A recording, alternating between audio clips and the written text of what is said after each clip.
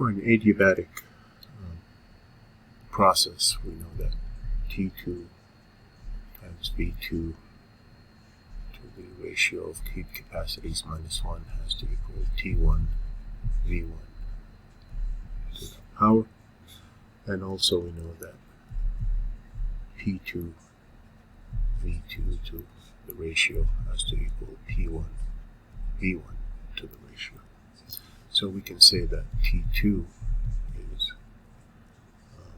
V1 over V2 raised to the ratio of heat capacities minus 1 times T1, and that gives us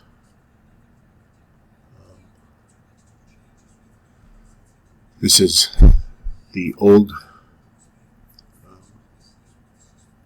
volume over the new volume, so that's 15 to 1. We can get rid of the units because they're the same. And this is going to be 1.40 minus 1 times the temperature, which is 23 plus 273.15 kelvins.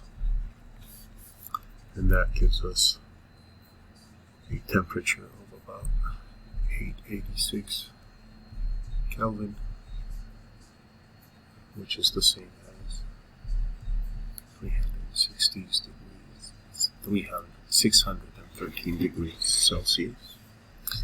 Also P2 we can solve for and get that it's V1 over V2 to the ratio of heat capacities times P1.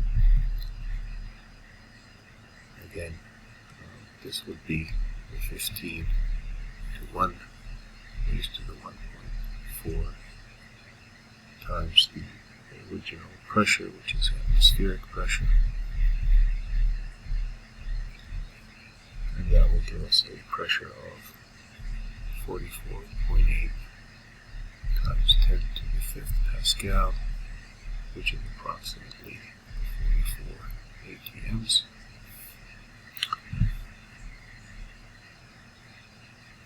And for part B,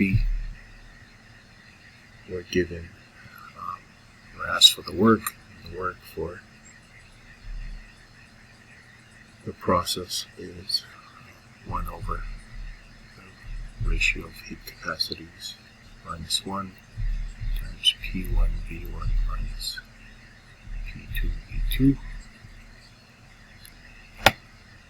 So the work is going to equal 1 over 1.4 minus 1 times 1.01 times 10 to the 5th Pascals times V1, which is 1.0 times 10 to the minus 3rd meters cubed minus 44.8 times 10 to the 5th Pascal times the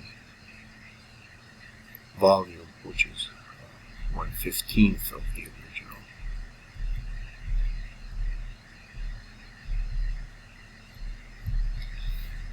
And if we do this, we get about -494 joules.